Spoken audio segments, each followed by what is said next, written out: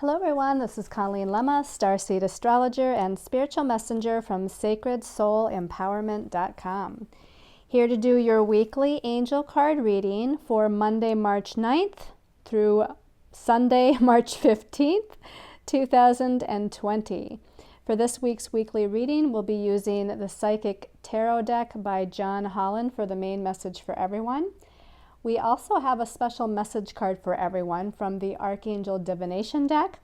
And then your special message card, depending on your stone of choice, will be coming from the Black Moon Astrology cards by Susan Shepard. So just a reminder that if you haven't already watched the monthly angel card reading for the month of March, you might want to go onto my YouTube channel and see what energies this month holds in general, as well as listen to the monthly messages from our angels and guides. Also, another quick announcement is that the March episode of Empowered Voices, my new monthly podcast, will be out on March 11th. So if you would like to subscribe to that channel, Empowered Voices, and go back and watch January and February's as well. I connect each month with psychic medium Kathleen Munson, and we bring you the flavor of energies for that month and whatever seems to come through. Okay, so let's go ahead and take a look at your stones of choice for this week's weekly reading. Your first stone of choice is this ruby zoisite. Now, the green part of this stone is the zoisite, and of course, the red flecks in the stone here, as you can see, as I kind of turn it around, we have some red here, we have some red here. This is the ruby. So this is a combination of ruby and zoisite. So the ruby zoisite brings a sense of happiness, appreciation, abundance, vitality, and growth into one's life. And it also has the capacity to alleviate lower vibrational energies such as grief, anger, despair, and defeat. Your second stone of choice is celestite. So the celestite is a beautiful light blue colored stone, and it has a very calming but yet gently uplifting energy to it. It helps with prophecy and increased psychic abilities. It activates the throat chakra, third eye chakra, and crown chakra. So the throat for clear and authentic communication, the third eye for psychic vision, and the crown chakra for higher awareness.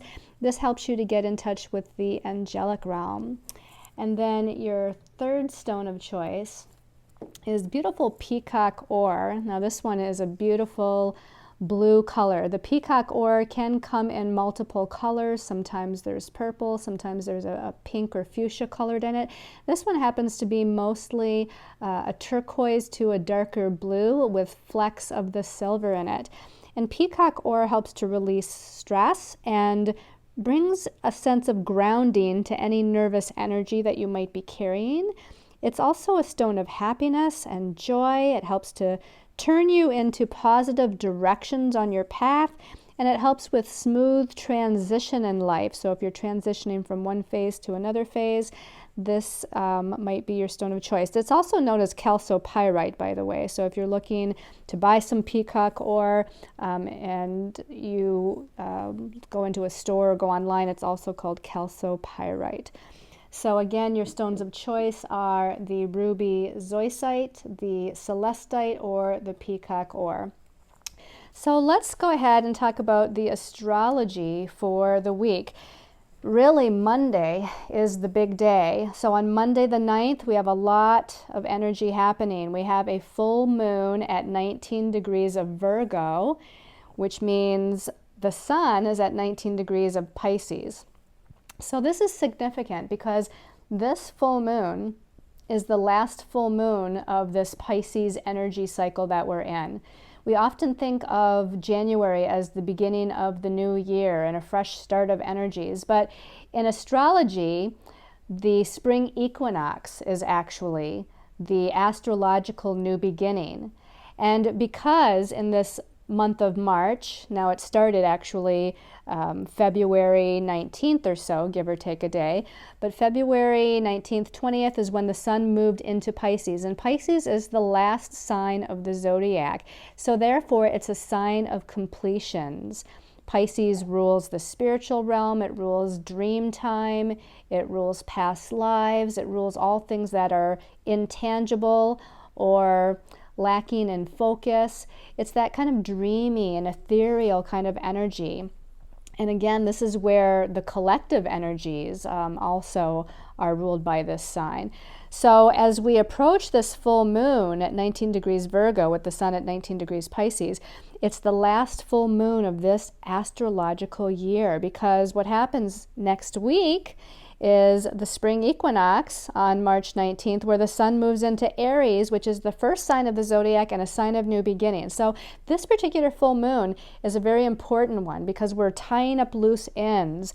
We are doing a lot of releasing and healing and purging and transmuting.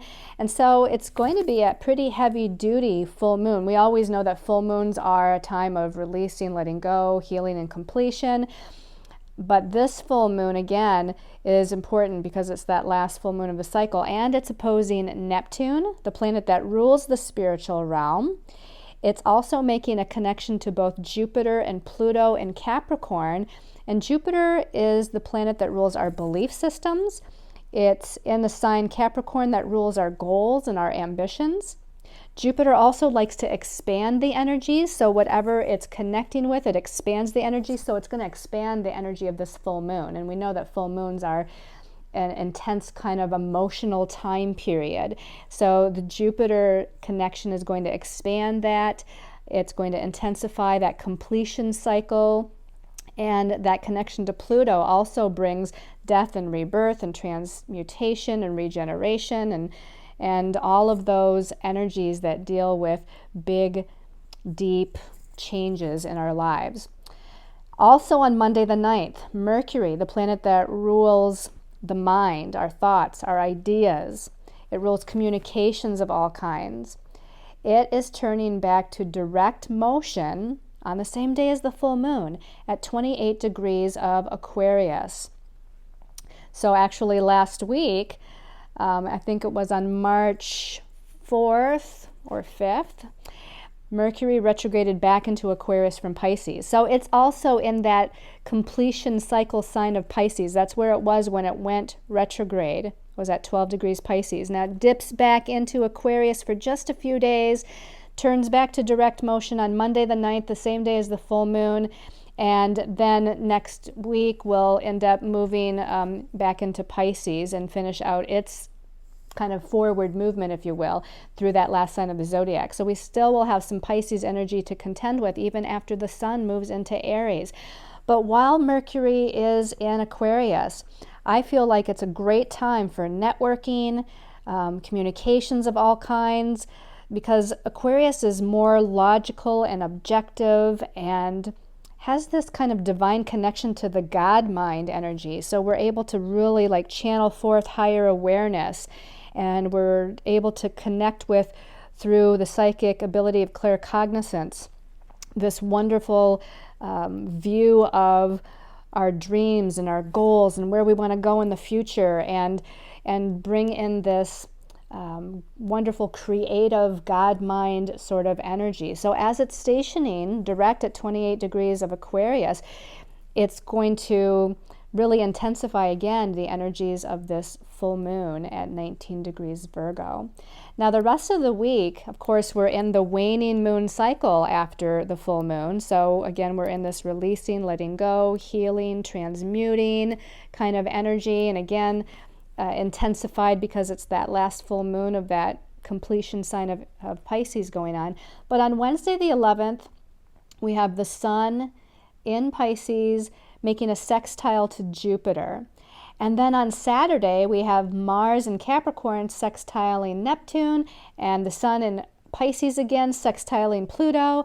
And so I'm mentioning all of these sextiles because that's really all else that's going on this week. And sextiles are an aspect of opportunity.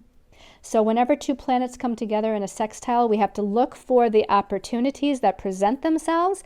And then when we see an opportunity, act upon the opportunity. Take some sort of action to give energy to that opportunity so that it doesn't pass you by. So going back to Wednesday the 11th, the Sun in Pisces connecting with Jupiter in Capricorn.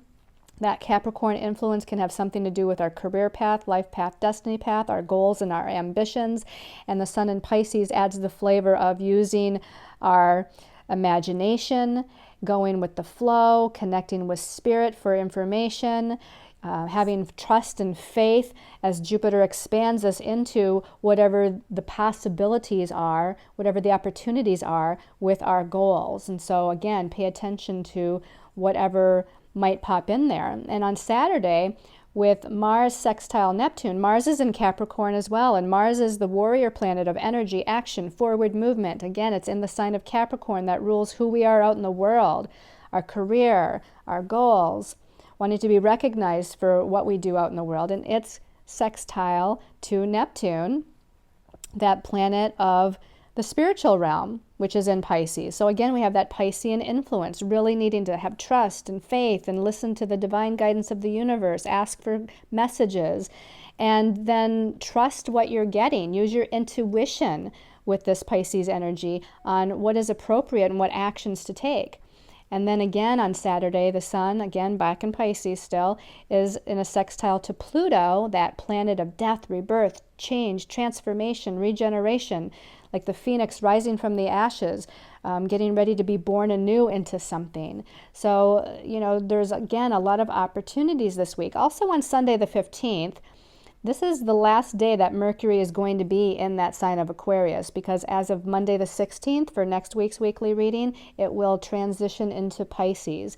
So use this week while Mercury is in Aquarius for better communication, more logical, objective information and messages to come in, as well as, again, connections with other people, networking, speaking, social contacts, group endeavors are indicated by Aquarius as our humanitarian endeavors.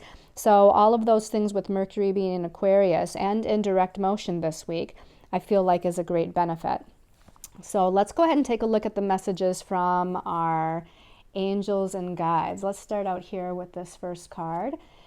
And we have Major Arcana 18. And in this deck, it's called Shadow. Now, in the traditional tarot deck, this is the Moon card, so it's not surprising to get this card for this week's weekly reading.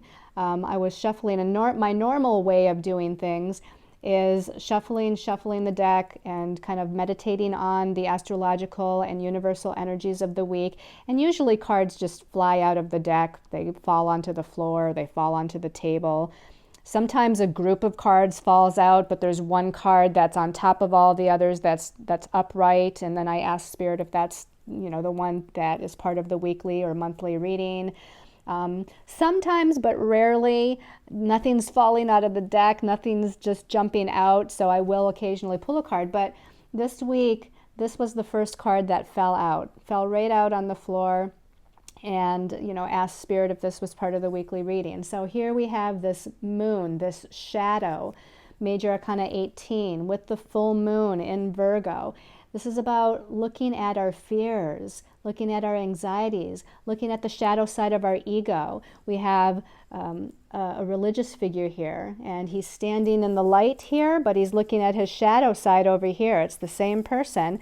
And it's not to fear the shadow. It's not to try to overcome the shadow or cover up the shadow. It's about recognizing that we all have fears and anxieties. We all have these emotions or subconscious patterns that rise to the surface, which is what the moon in astrology relates to. The moon relates to our emotions, our desires, our subconscious, and a lot of times the subconscious patterns or fears that we carry within us.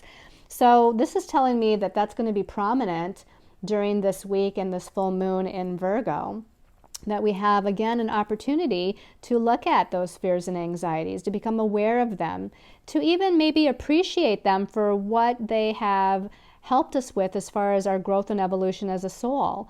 You know, our ego is there for a reason, and these fears and anxieties come up for a reason. So again, recognize them and even embrace them and love that part of you. That's the greatest way to kind of merge and balance with those energies. It's sort of like the higher self versus the ego self, but we need to embrace both sides of ourselves in order for us to move forward in the best possible way, because our ego is always going to be there. Our ego is always going to be our ego and a part of us. So, you know, we need to love those fears about ourselves, accept them, and become more aware of them. And again, kind of merge them with that higher soul self energy that says you can move mountains, you can do anything. You have the confidence and courage to manifest whatever it is that you desire. We just need to move through the fears, and we need to release, in a sense, the anxieties or the lower vibrational thoughts, belief systems, emotions, ideas that we carry within ourselves. So let's go ahead and take a look at the second card here. Second card that fell out of the deck, okay, is Major Arcana number 2. We have another Major Arcana. In this deck, it's called Intuition. In the traditional tarot deck, this is the Priestess card. And the Priestess card is a highly powerful feminine energy that is very psychic and very intuitive. And you can see here, she is wearing a crown on her head. She's kind of cloaked. She has an ankh around her neck, indicating her spiritual affiliation or connection to the universe or the cosmos. In fact, she's looking into and scrying into, I don't know if this would be considered like a mirror. A lot of times we scry into a mirror or a bowl, those of you that use scrying as a form of divination. But she's looking into this universe here. She's trying to see and intuit what's the best path for her, what's right for her. In the background, we have this door back here, and it's surrounded by these rays of light. So she's using her intuition and her inner spiritual power and confidence to ascertain which door she needs to go through next. And you can see she's looking for that door surrounded in light, the best decision, the best path for her in moving forward on her highest and most important destiny path. And that would be considered, indicated, by these rays of light. So whatever's in your highest and best interest, look for that door. Meditate on what that message is all about. Meditate on being shown or asked to be shown which direction to go in next. And then if that door pops up, if that opportunity pops up with all these sextiles this week, something comes in, then take some sort of action. And the action could simply be to do research on it, whatever that opportunity might be that presents itself.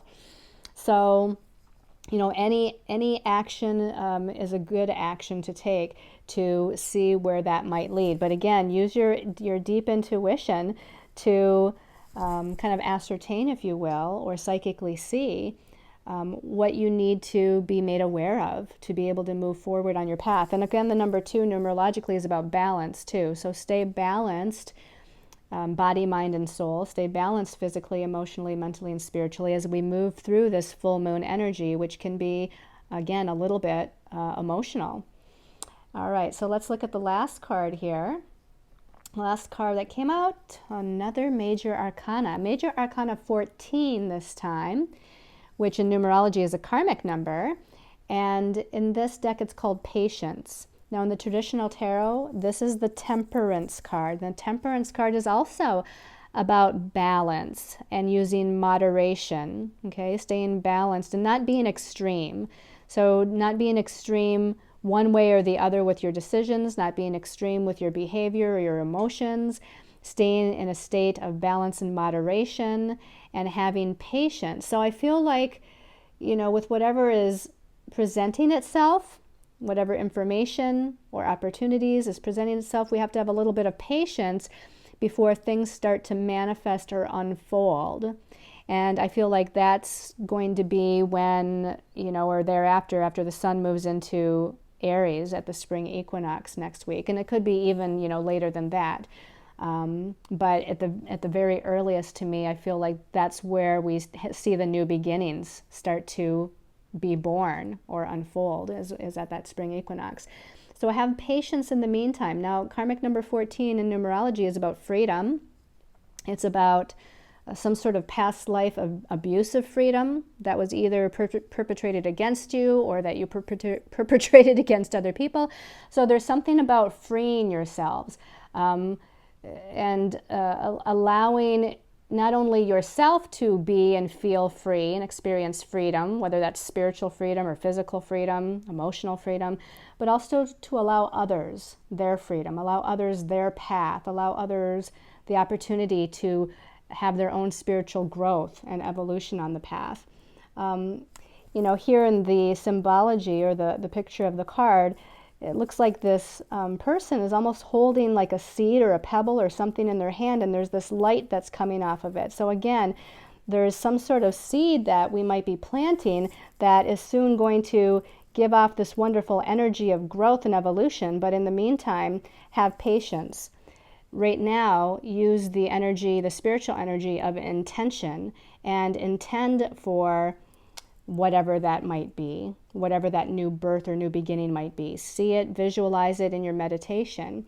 And again, maybe even plant some seeds or be aware again of these opportunities that might come in during this week.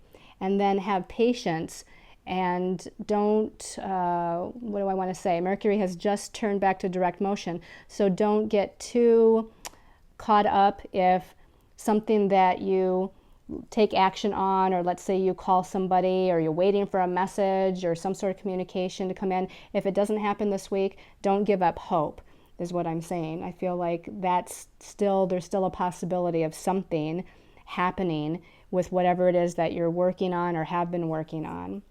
Now, I did pull a special message card for everyone from the Archangel deck. So let's see what Archangel, is helping us for this week of the full moon. Okay, we have courage with Archangel Ariel. Be courageous and stand up for your beliefs. Now, Archangel Ariel, I mean, she is the archangel that helps with fairies and nature and the animals and the water. So there's a close connection with Ariel and nature. There's also a close connection with her and the lion energy. You can see a lioness and a male lion here in the background. She is known as the lioness of God, actually. So there's a special connection to the feline or cat energy, which also might be an indication for some of you that you have that like lioness, Syrian starseed, kind of energy. To me, the planetary system of Sirius is known as the feline people or the cat people. So some of you may know that you're a part of that system. Others of you, I feel like maybe this is a message for you to look into the Syrian starseed people and maybe see if some of those characteristics seem to fit you. You might come into some of your starseed heritage with that. The other thing Archangel Ariel is known for is magic and manifestation. So, and she has, almost like quite a serious look on her face, not in a negative way, but she looks very serious, like I'm ready to, I'm owning my confidence, I'm owning my power, I'm using courage as I step onto a new path or as I make a decision, and I'm here to utilize my inner powerful magician, so to speak, or my powerful magic within myself to manifest the next step on my path, to manifest what it is that I desire to create. So also connect with that energy of magic and manifestation with Archangel Ariel this week. All right, let's put that back here, and then let's look at the special message card depending on your stone of choice. So for those of you that chose the ruby zoisite, giving this a little bit of a shuffle here and just closing my eyes for a moment. Ruby zoisite people. This one's calling my attention for ruby zoisite people. This is the earth element and stability. And interesting that we're in the water element of Pisces, but if you put water and earth together, those elements go well together, because in order to manifest something and watch something grow, we need both water and earth. It's like planting a seed in the earth, which is this element here. But if you plant a seed in the earth and you don't water it or give it water, it's not going to grow. So since we're in the Pisces element of water, there's something here with you needing to use the earth element to allow for growth to happen. Now, what is the earth element? The earth element rules all things tangible, like career, money, finances, home, family, land, anything that's of an earthly third dimensional nature. So I feel like you're dealing with something in your life regarding those tangible things in our day-to-day lives. And you're looking to bring some stability, security, groundedness, manifestation to something here. So I'm going to say utilize that water element of Pisces that we're in to visualize, to set intentions. Again, the full moon is a powerful time. I feel like being out in nature or on the earth and near some water at the same time is going to be a powerful manifestation tool for you. So if, we can always get outside and on the land, and if you can walk barefoot on the land, if it's not too cold or snowy, that's even better. But if you have some sort of water around you, a pond, a stream, a lake, an ocean, the water is going to magnify the intention energies to create and manifest and bring stability, focus, and form to whatever it is that you're looking to create for yourself. This might also be a message that you're needing to stabilize yourselves.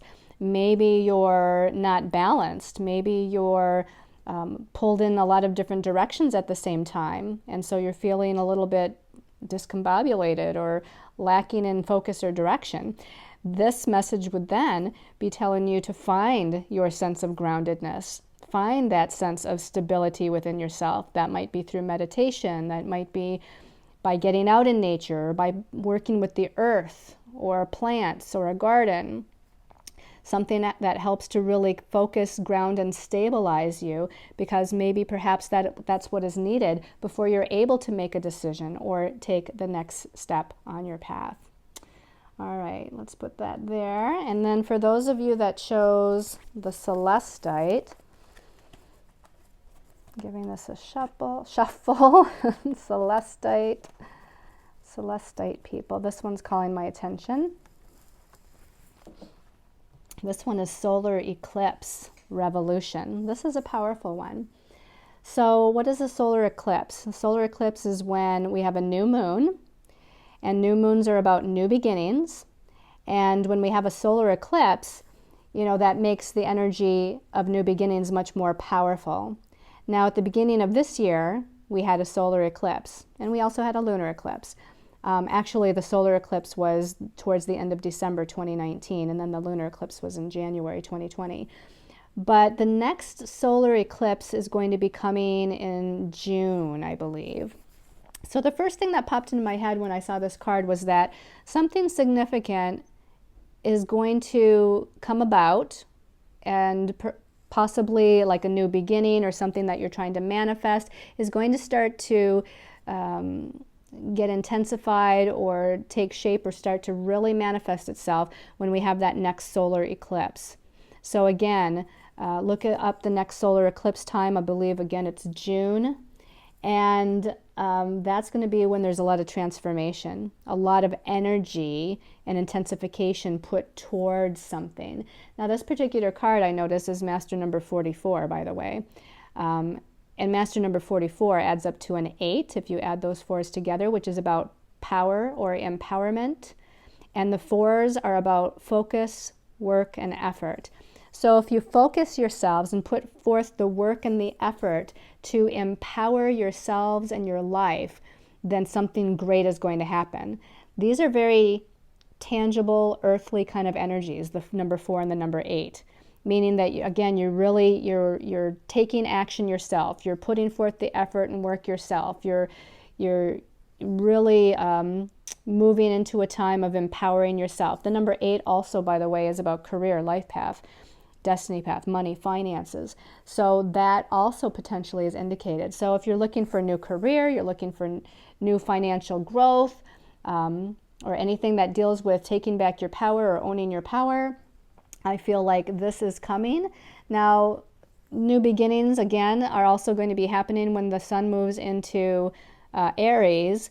So either around that time when the sun moves into Aries, or during that month, which would be March 19th or so until April 19th or so, and or again the next solar eclipse, I feel like are the times that you want to pay attention to for this evolution, revolution, transformation, and intensification of energies happening in your life. I also am being told that you should look at where the next solar eclipse falls in your chart, or where those eclipses that are coming up in the summertime is going to fall in your own astrological chart, to see what areas of your life are going to be activated. And if they fall on any planets, or if they fall on your ascendant or descendant, or what we call the midheaven or nadir, that's going to be a much more powerful time for you. It's going to really activate something huge.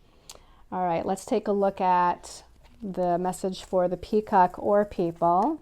Okay, this one almost fell, well, actually they're saying no. I was going to say one was going to fall, and so I thought it was that one, and then I heard no, not that one. So we're going to shuffle here a little bit. Shuffle, shuffle, shuffle. This one my eyes keep going to this one, so we're going to choose this one. This is the 9th house and faith. Now, the 9th house is about learning, expanding our mind. It's about higher learning. It's about travel. It's about connecting with other cultures and other philosophies. So it has a spiritual element to it. It's about faith and trust, as indicated by the card here. We have a hand here with lines on it. So this is indicative of palmistry, right? So this is about expanding your mind through spiritual information.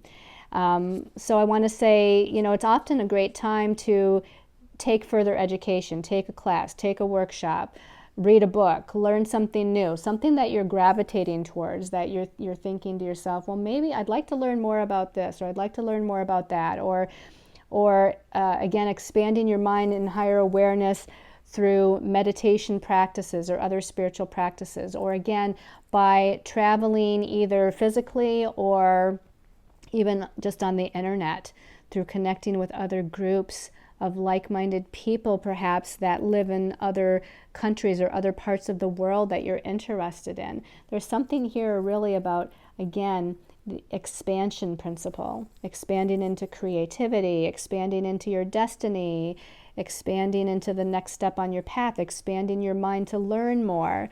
And again, indicated as far as trusting where the universe is leading you next, or trusting the messages that you're receiving from spirit.